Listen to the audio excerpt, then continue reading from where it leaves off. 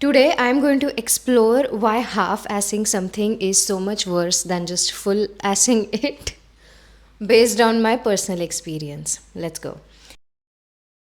Hi and welcome to Notes from a Desi Girl. My name is Manasi, or as the Irish like to say, Manasi. A month ago, I realized something. I have been half assing a few things that I really want to do because in my mind it meant that I am safe. Half assing can kind of look different to different people, but for me it looked like I wasn't being too honest with what I wanted to say.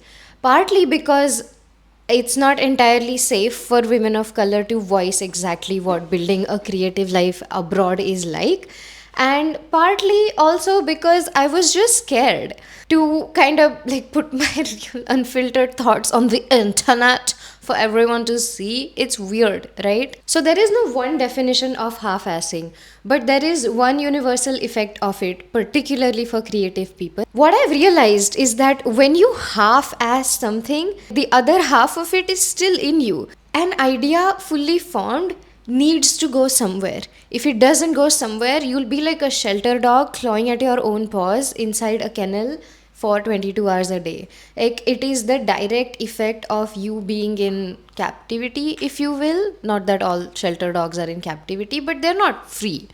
We don't realize it because it's mental. So the idea is full, it needs to go somewhere. If you only execute part of it, like I was doing, I realized that the other half turns into something inside you. It turns into anxiety and devil thoughts and open loops, restlessness, and these 3 a.m. thoughts of, am I not doing enough? Why am I not doing enough? The other half of the idea doesn't dissolve because you didn't commit fully enough. Now, this is particularly different for creative people. I say that because creative people are, they operate in a different way. Creative energy isn't passive. It's kind of weird and hard to explain, but I try with metaphors. It's like a dam full of water and you opened one gate. The water is flowing, right? If you kind of left the door ajar instead of fully closing it, it kind of leaks water everywhere. It's creative energy for very creative people, I found, is like that. It will just leak out of you. I mean, it will find a place to go. Water always finds a place to go. It's kind of like that. And because I didn't 100% commit to the thing I really wanted to do, it kind of took a life of its own and it controlled itself. You know, when water leaks, you can't predict where it's going to go, but it's going to ruin your roof or just be in a corner where you won't notice it and then you'll slip on it and fall. Actually, that's a good metaphor. I realize that it connects to overstimulation specifically. In this day and age, it matters a lot because we always have a lot of information around us because of social media, right? Social media or news, or just every time you look at your phone, there is some random notification that you forgot to adjust in your settings. All of that becomes stimulus that kind of pokes at this anxiety of you feeling like you're not doing enough. All of that stimuli triggers it constantly, that other half of not committing to the thing, of not doing the thing.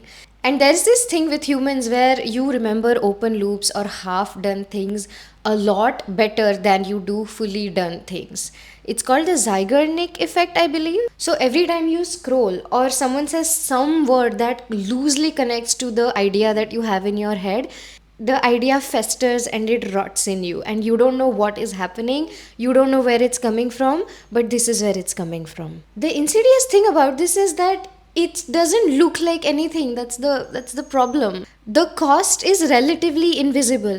You think that you are safe because you didn't fully give yourself out there, and so you're not completely vulnerable on the internet, and you're safe, right? Safe is good, conformity is good, but the thing is, the cost of being safe eats at you so much than the vulnerability of being watched would.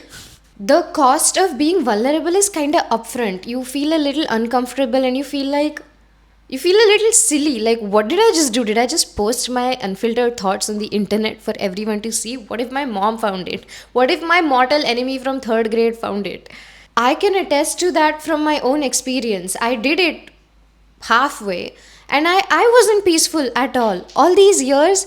I thought that that was the smarter option, but being safer and going for the very like less risky option did not give me peace. But executing an idea and saying exactly what I needed to say and posting it out there kind of closed that loop permanently, and now I don't think about it anymore. There is one physical activity which really put things into perspective, and that happened a few days ago. This thought came to me like a month ago, and then I forgot about it because I got 20,000 more ideas that I wanted to write or talk about.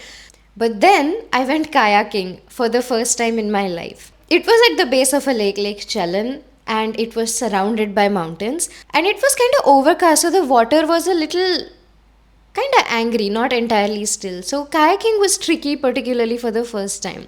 For a while there, my husband and I, who took a double kayak, we just wanted to exist in the water, kind of go somewhere. We weren't exactly still, so we still had to like kayak is or pedal is that the, what is the right term? We still have had to kayak with the paddles to go somewhere.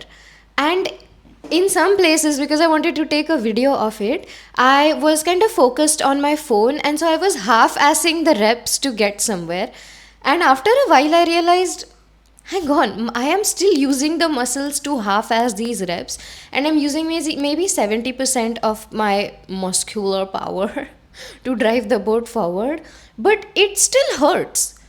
And I didn't get as far as I thought I would. So I might as well just give it my full effort. I might as well just pedal completely and push the boat as forward as it can go in one rep instead of half assing or 70%ing it through, because it was costing me kind of just as much. That was a really interesting observation, and because that just happened a few days ago, I was like, huh, I guess this idea is now fresh again in my mind, and this is me closing the open loop of this idea.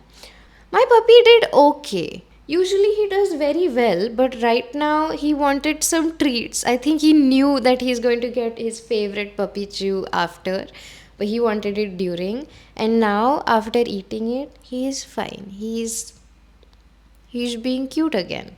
So, I'm going to conclude, if you think you'd be playing it safe by not giving it your all, in this day and age, particularly for creative people, the cost to half assing it is a lot more.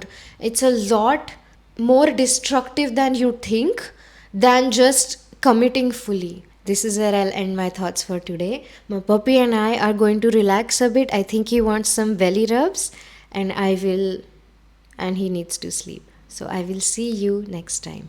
Bye.